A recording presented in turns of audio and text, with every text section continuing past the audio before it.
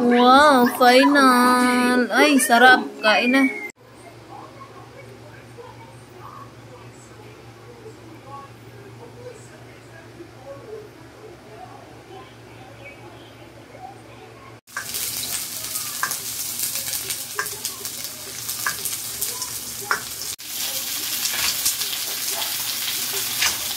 Di ba malakas masyado ako, Edi? Oh, para hawakan mo.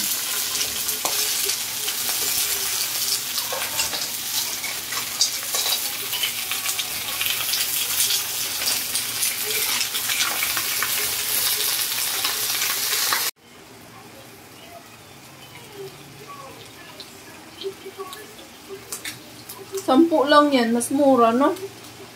Oh, kaysa yung sa binibili bang may lagayan mismo. Mas nakamura tayo dun.